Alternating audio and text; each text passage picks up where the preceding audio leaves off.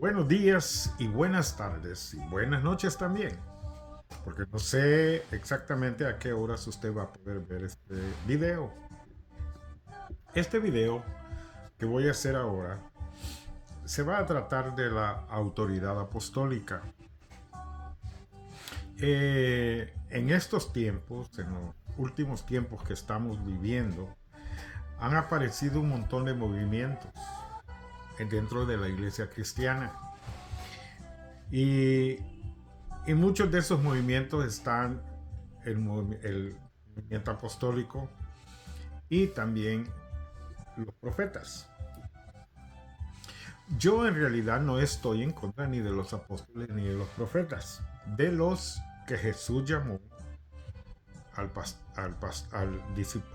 apostolado, y a los profetas que fueron en la antigüedad, que Dios los llamó y que fueron ungidos por otro profeta para ejercer la tarea de profeta y llevar la palabra, el mensaje de Dios a esa nación.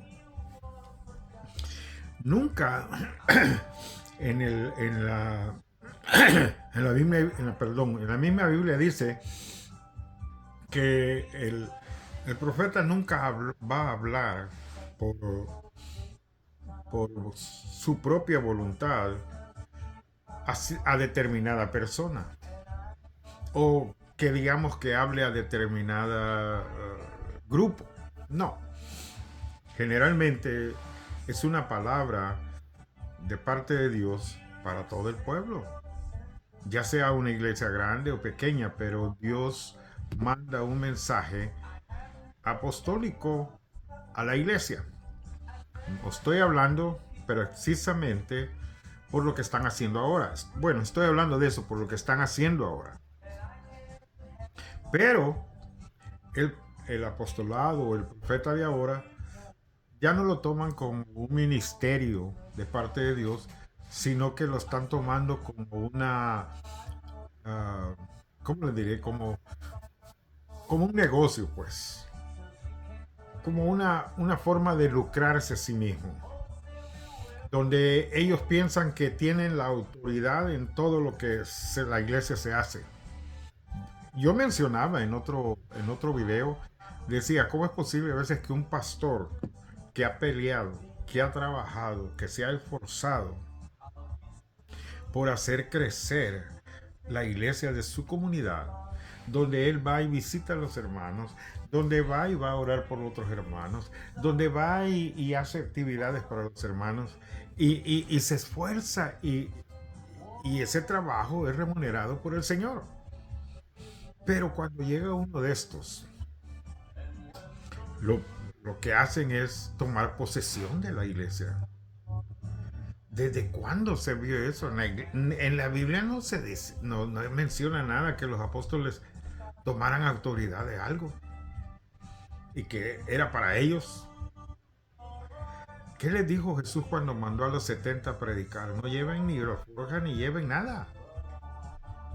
Y si en una casa los recibieren bien y coman de lo que les den, pero bendigan esa casa. Y si no, sacudan el polvo de sus pies y sigan adelante.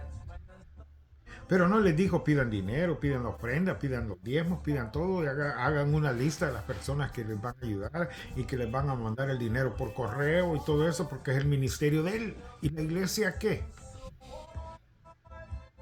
¿Qué pasó con la iglesia? La iglesia tiene que cooperar al funcionamiento del edificio donde están congregándose. La iglesia tiene que trabajar para que ese edificio tenga la luz, el gas, el agua, la limpieza, las ventanas, todo. Y este llega y empieza a sacar nombres y empieza a que le manden el dinero a donde él está. Digo otra vez, ¿por qué los pastores permiten eso? ¿Que no son pastores acaso? ¿Que acaso no los puso Dios? ¿Y se creen menos que llega? No, ni tú, ninguno, dice la Biblia, tenga más alto concepto de sí que el que debe de tener. Ningún hombre debe de ser superior al otro hombre. Y si en su creencia usted cree como cree y Dios lo ha bendecido así, siga creyendo y sea fuerte en eso. Pero no permita que otro venga a persuadirlo que él tiene la autoridad y no usted. Pastor, a ti te hablo. Pero hay iglesias que gastan miles de dólares en eso. Le dan tienen al profeta como que si fuera Juan Camaney, el más grande de todos. ¿Mm? Nadie habla como él. Todo lo que él dice se cumple. No, señor, no se cumple. Podrá pegarle tal vez de 10 a 1, adivinando. Pero ese no es profeta. Ese es visionario o adivino. Por esa razón, amados hermanos, quiero hacer este video, tal vez no porque quiera persuadirlos de algo, pero que ustedes sepan qué es lo que la Biblia dice acerca del verdadero apostolado. Cuando Jesucristo murió, los apóstoles siguieron solos. Y cuando ellos salieron al campo, al territorio, a predicar y hablar del Evangelio, ellos estaban convencidos de que Dios estaba con ellos. Y no sé si el apóstol Pedro dijo que no había otro fundamento ya, más que el que ya estaba puesto. Jesucristo es la piedra angular, donde todo el edificio bien concertado, dice la Biblia, se va construyendo y levantando. Dentro de esa piedra falta todavía un cimiento. Ese cimiento es el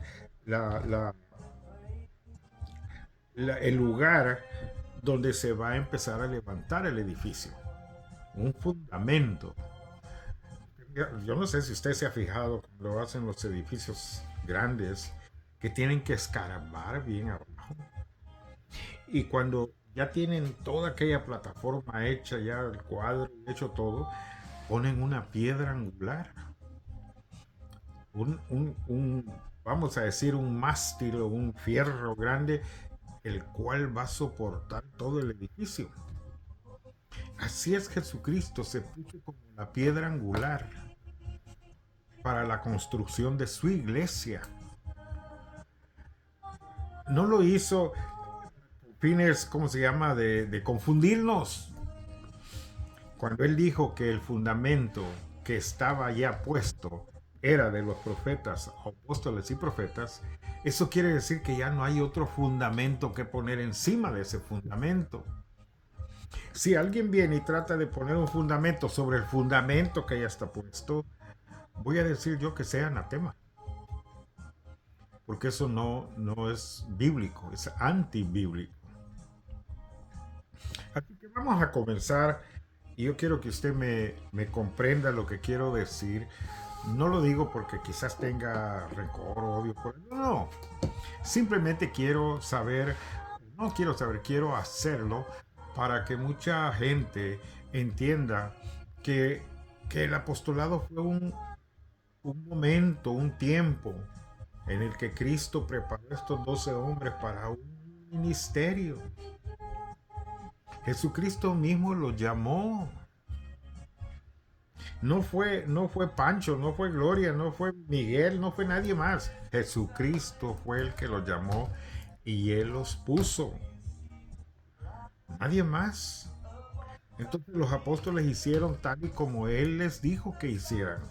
Guiados por el Espíritu Santo, los apoyaba y los guiaba en todo momento. Pero ¿qué pasó? A través de los años se ha ido tergiversando. Dijo alguien por ahí, dijo, yo soy la nueva restauración o la nueva, no recuerdo cómo dijo, algo así, restauración del apostolado en el mundo ahora.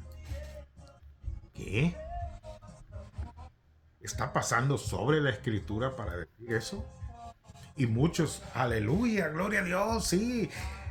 Les gusta, ¿sabe por qué? Míreme, míreme la seña por el dinero.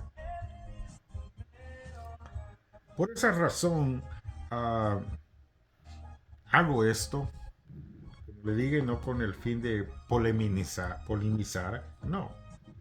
Si alguien quiere oír esto, pues gloria a Dios. Si alguien no lo quiere oír, pues puede apagar su televisión o puede cambiarle.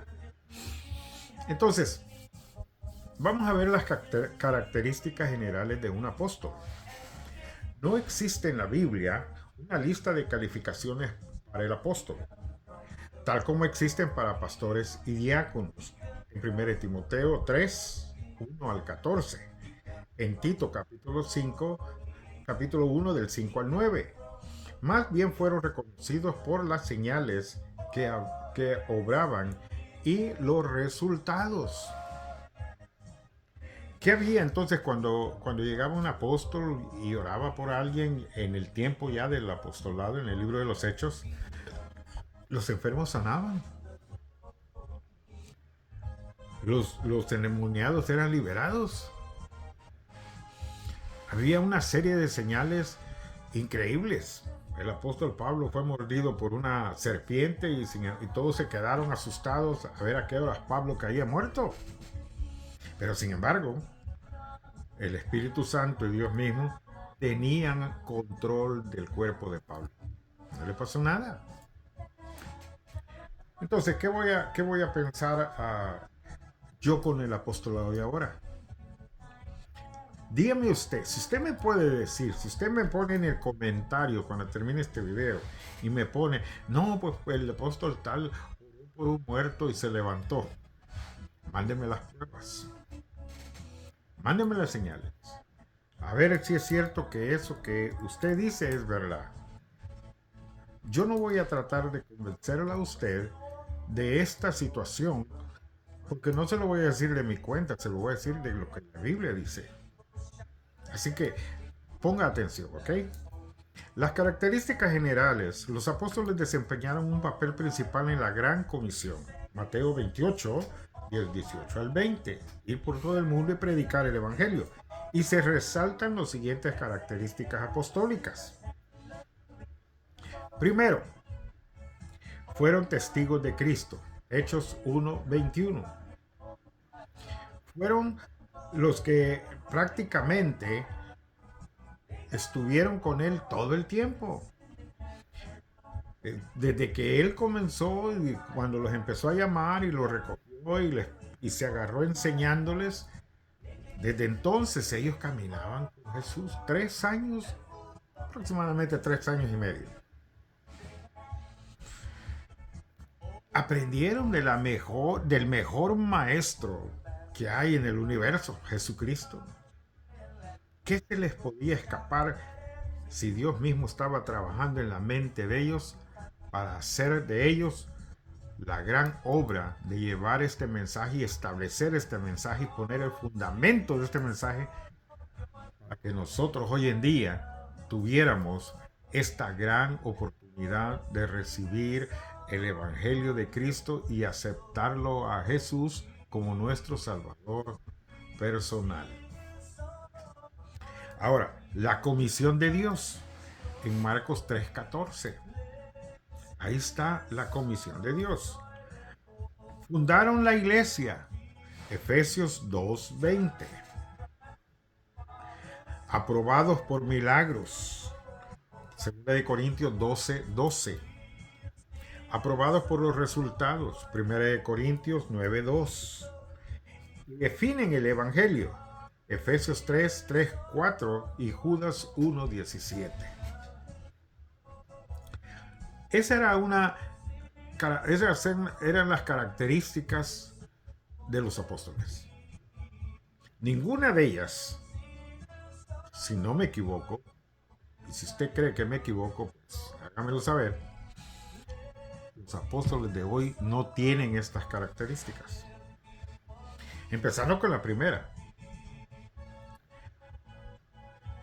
Fueron testigos oculares oculares miraron a Cristo, lo oyeron, comieron con Él, durmieron con Él, lloraron con Él, se alegraron con Él. Era un amigo ahí, era un maestro ahí. ¿Qué, qué, cómo hubieran, ¿Cómo hubieran ellos expresado si alguno de ellos viniera del pasado y nos hablara ahora y nos dijera y nos contara todas las cosas que él vio que Jesucristo hizo? Sería, habría muchos quizás que le creyeran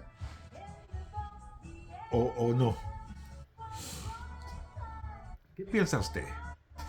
Si viniera Jesucristo también hoy y nos dijera que Él es el Mesías y viene para salvar el mundo y todo eso, ¿habría gente que le creyera? La gente se postrara ante Él y lo adorara.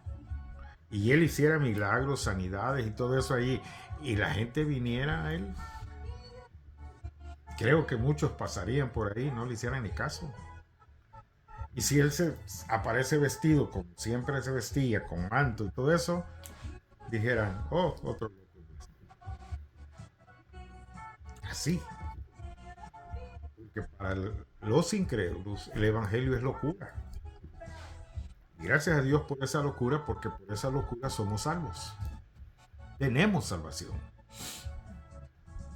Las marcas distintivas de un apóstol, al defender su apostolado, Pablo hace referencia a unas marcas distintivas de los apóstoles que compartía con los demás apóstoles. Por la defensa mayor de Pablo fue el fruto de su trabajo. Las congregaciones que fundó eran como una carta de recomendación, conocida y leída por todos. Primera de Corintios 9, 2, Segunda de Corintios 3, 1, 3. ¿Cuáles son esas marcas distintivas de un apóstol mencionado aquí? Las marcas distintivas de un apóstol, tales como señales, prodigios y milagros, se dieron constantemente entre ustedes. Segunda de Corintios 12, 12. Hay testimonio. Aquí en la Biblia hay testimonio de eso. El autodespojo de los derechos. Ese es importante, ¿no? Porque hoy no se despojan de verdad. Al contrario, se llenan de todo. Entre más tienen, más quieren. Decía un músico del mundo muy famoso, el grupo donde él tocaba el bajo.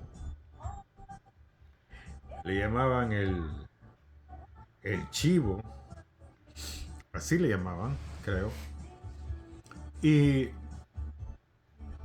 después de un tiempo que él estuvo cantando y oyendo y que componiendo canciones, qué sé yo,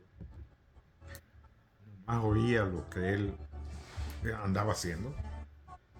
Él dijo en una de sus entrevistas, creo que le hicieron, que él quería ser como el hijo de Paulino Bernal, que tenía un jet privado para él.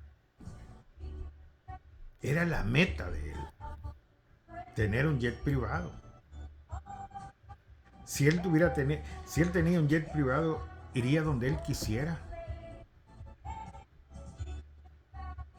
A veces pienso que ya que tenga el jet privado, ya no sabe todas las normas o todas las leyes que caracterizan tener un jet privado.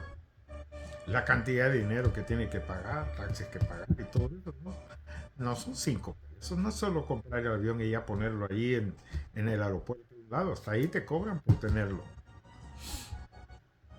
No como John Travolta, que él tiene su propio aeropuerto en su casa, él no paga parking de avión. Entonces, es importante, Pablo lo imponía sus derechos de apóstol. sino que reflejó a Cristo en en interacción con las congregaciones. Muchas veces Pablo sufría y se sostenía, trabajando para poder predicar. Era un apóstol ya puesto por Jesús. No fue puesto, como le dije antes, por Juanito Pan de Gloria, por Guachipita Pérez o qué. No. Fue puesto por Jesús mismo. Él lo llamó y él lo puso. Él lo bendijo y el Espíritu Santo lo apoyaba en todo lo que Pablo hacía. Dice que trabajaba para poder predicar. Hechos capítulo 1, 18, 2, 3. Hechos capítulo 20, 34. Y Primera de Corintios 4, 12. Y Segunda de Corintios 11, 7. En todos estos versos, él da testimonio de que trabajaba.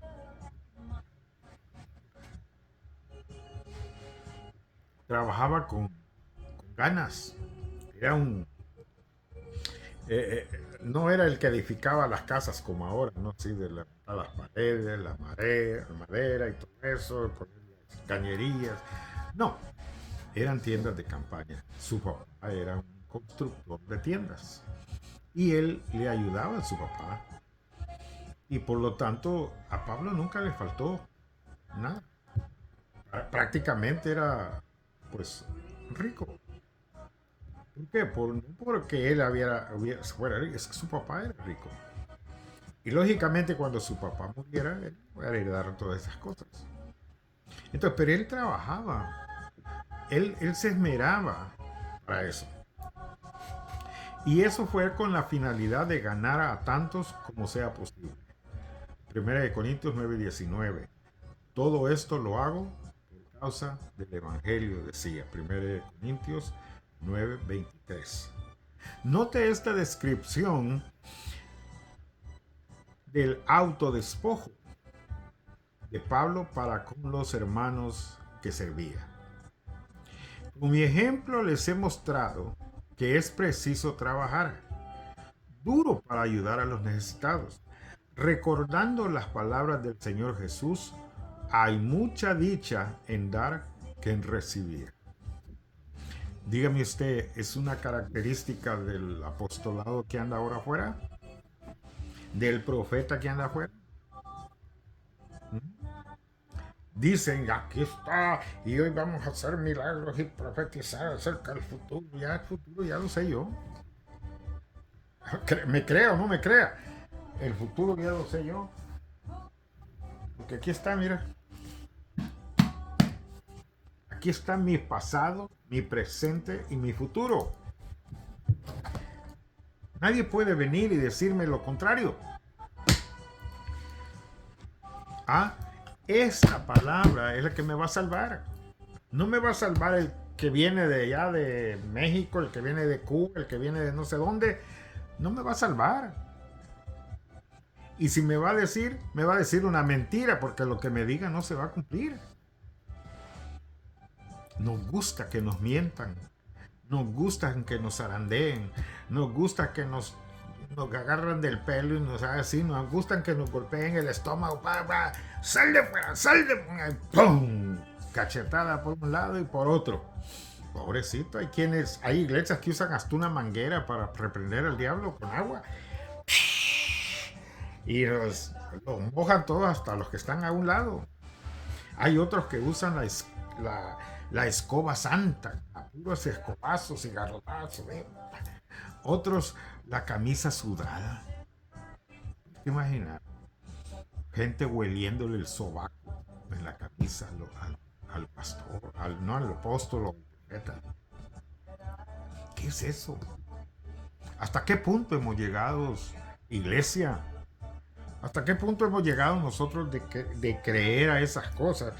A lo más difícil, si lo más fácil es creerle a Jesús.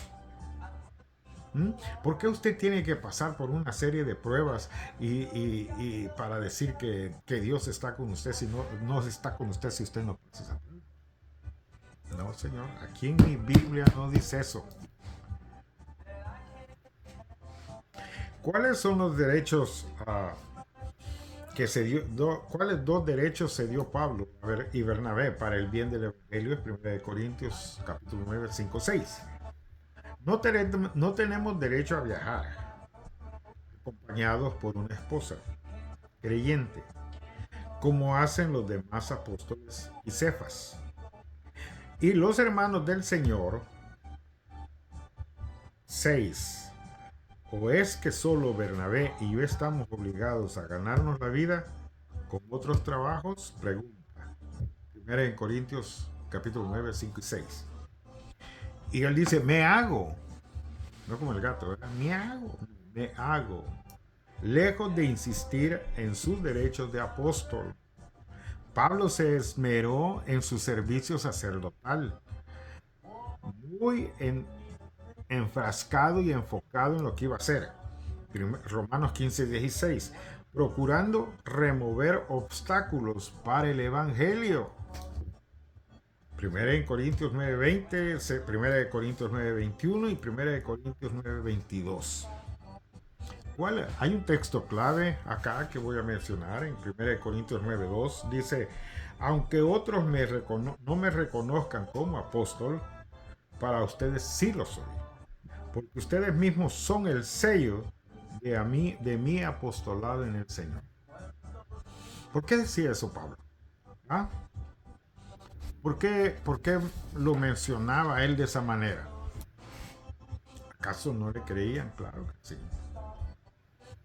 Pablo tenía autoridad. Pablo sabía lo que estaba diciendo. Y no solamente eso, Dios lo respaldaba en todo lo que decía y hacía. Qué bonito es cuando usted dice, sé sano en el nombre de Jesús. Y Dios dice, va la sanidad. Cuando el Señor dice que tus pecados sean perdonados, eso no lo puede decir cualquier apóstol, ni cualquier profeta. El único que lo dijo fue Jesús y es el único que lo puede decir. Nadie más. Nadie más le puede dar carreta a usted y decirle que usted ya está bien, aunque no haya confesado sus pecados. Si Dios no lo perdona a usted, y usted haga una oración pidiéndole perdón a Dios por sus pecados, nadie más lo puede hacer. Esa es la autoridad de Cristo, ¿okay? La autoridad del Señor. Aunque soy libre respecto a todos, de todos me he hecho esclavo para ganar a tantos como sea posible. Vaya. ¿Quién se hizo perdón. ¿A quién se hizo el hermano apóstol? Pablo.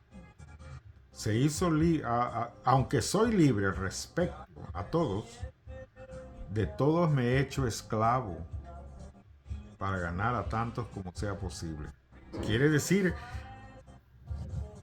que él se sentía comprometido con ellos. Se sentía que debería de estar ahí aunque ellos no lo quisieran.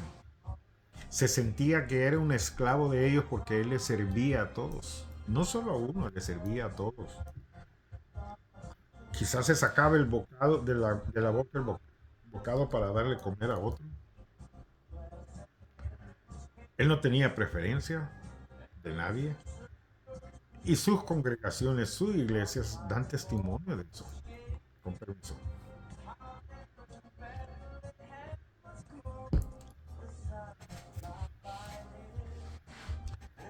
Primera de Corintios 9:22 dice, entre los débiles me hice débil, a fin de ganar a los débiles. Me hice todo para todos, a fin de salvar a algunos por todos los medios posibles. ¿Cuál era el mayor trabajo del apóstol Pablo entonces? ¿A qué lo llamó Jesús entonces? ¿Para qué lo mandó con los gentiles entonces? Si iba con los judíos, ya estaban un montón allá, ya apóstoles, 11 apóstoles por allá, con los judíos, pero él solito acá, trabajando con los gentiles. y su mayor anhelo era ganar almas. Ganar almas para el reino de los cielos. Ese era el trabajo del apóstol Pablo. El ejemplo que tenemos de él es nuestro apóstol. Porque él trabajó para nosotros, él escribió para nosotros, y sus mensajes, sus cartas es para nosotros también. Por lo tanto, el apostolado de Pablo, él lo defiende como otros defienden su apostolado. No muchos escribieron cartas apostólicas, pero Pedro, Juan, Jacob, ellos escribieron. De Jacob no tengo mucho conocimiento, pero sé que Pedro y Juan sí escribieron cartas. Bueno, puede ser que Jacob sea Santiago, no estoy seguro. Es solo una suposición, ¿verdad? Si me equivoco, perdóneme, aunque yo lo sé, pero vamos adelante. El uso de la autoridad apostólica en 2 Corintios 10. El poder de Dios para ministrar no es para agrandar al ministro. Fíjese bien. El poder de Dios para ministrar no es para agrandar al ministro. No es para mí, o para el que viene, o para el otro, no.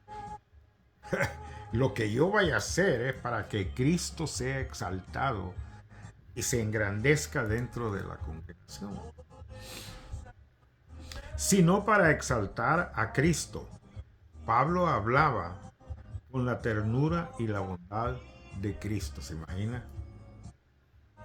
¿Qué cautivaba las generaciones o la gente cuando Pablo hablaba? Llegó un rey a decir, el nombre, no recuerdo el nombre del rey, pero llegó a decir, hablando él, testificándole Pablo al rey. El rey dijo, ay, ay, ay, un poquito más y me convences, me persuades. Eran duros de corazón. Le habló al rey de Cristo.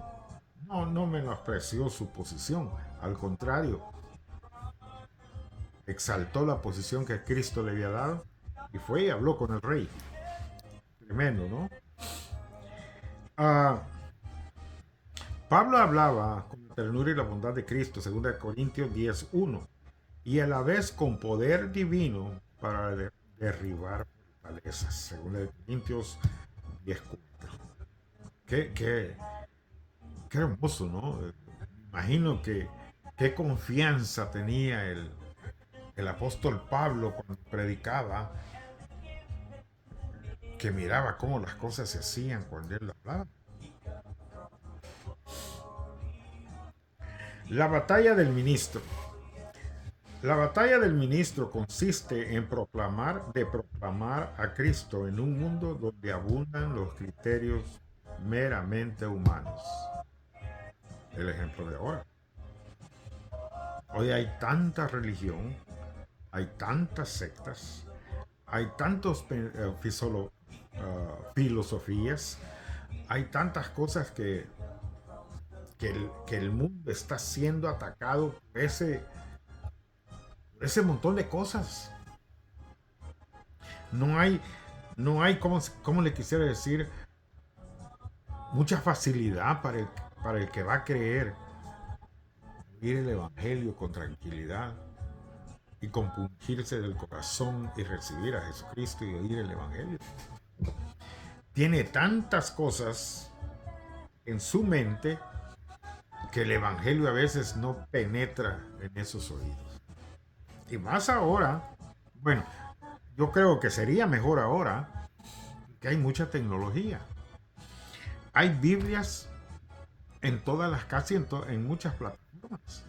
Biblia Reina Valera, Biblias católicas, Biblias de aquí, Biblias de allá, y predicadores buenos, predicadores malos, mentirosos y no mentirosos, en fin, los que hacen teatro, los que recogen el dinero, bueno, en fin, el que va a creer tiene que estar bien tocado por Dios. Y somos nosotros los que tenemos que tener la gracia como Pablo hablarles con ternura y bondad. Note estos contrastes de la lucha del ministro, 2 Corintios 10, 3, 4. Aunque vivimos en el mundo, no libramos batallas como las hace el mundo. Las armas con las que luchamos no son del mundo, sino que tienen el poder divino para derribar fortalezas. Qué hermoso, ¿no? O sea que nuestras armas y nuestra lucha no es igual a la del mundo. No tienen las mismas luchas que nosotros. Hay veces que nosotros, antes yo me preocupaba por la renta y decía, hoy viene la renta. E iba y hablaba con Dios. Dios siempre me proveyó, nunca me dejó. Siempre proveyó para pagar mi renta. Quizás algunas cosas de repente fallaban o algunas otras cosas. Pero, como dice el apóstol Pablo, que no tenemos la misma lucha que el mundo. Así que cuando digo eso, es porque Dios cuida de usted. Usted no va a tener las luchas que el mundo tiene porque Dios está con usted. Dios lo va a defender. Dios pelea la batalla por usted. Usted no se preocupe. Haga su trabajo, que Dios va a hacer el de él. Note esta descripción de lo que se destruye o lo que se lleva cautivo. 2 Corintios 10:5. Destruimos y llevamos cautivo. Dice, destruimos, llevamos cautivo. ¿De qué manera ayuda la palabra de Dios en esta batalla espiritual? Hebreos 4:12. Todo lo que sirve es para edificación. La autoridad que recibe el siervo de Dios tiene como propósito la edificación de las personas y no la condenación de ellas. Ese es prácticamente lo que el apóstol Pablo dice en 2 Corintios 10:8. Aun cuando se trata de disciplina, los ministros deben tener como finalidad la restauración. Gálatas 6:1. Autoridad que el Señor nos ha dado para la edificación y no para la destrucción, no para la división, no para aprovecharme de ellos, no para poner fundamentos que ya no existen, no para engañar con reglas que ya no surten efecto. La cordura del ministro, aunque ejercitaba grande autoridad espiritual, Pablo desechaba la altivez y comparación con otros ministros. Después de todo, ¿qué es apóstol? ¿Y qué es Pablo? ¿Qué es Apolos y qué es Pablo? Nada más que servidores por medio de los cuales ustedes llegaron a creer, según lo que el Señor le asignó a cada uno. 1 Corintios 3:5. Nosotros, note que Pablo evitaba jactarse en las obras de Dios. Nosotros, por nuestra parte, no vamos a jactarnos más de lo debido. Nos limitaremos al campo que Dios nos ha asignado según su medida. 2 Corintios 10:13. Note el mandato que no promueve. No nos atrevemos a igualarnos ni a compararnos con algunos que tanto se reconvienen a sí mismos. Me suena muy actual eso, ¿no? Se recomienda a sí mismo. Porque no es aprobado el que se recomienda a sí mismo, sino aquel a quien recomienda el Señor. Categóricamente dice que no hay otra forma de entrar ahí. Bueno, quiero terminar con este video. Espero que sea de bendición para sus vidas. Si a usted le gusta, póngame un dedito arriba y así entenderé que usted pues está pendiente o está oyendo, y eso me da más ánimo a mí para seguir adelante. Dios los bendiga y cualquier comentario déjela abajo. Amén.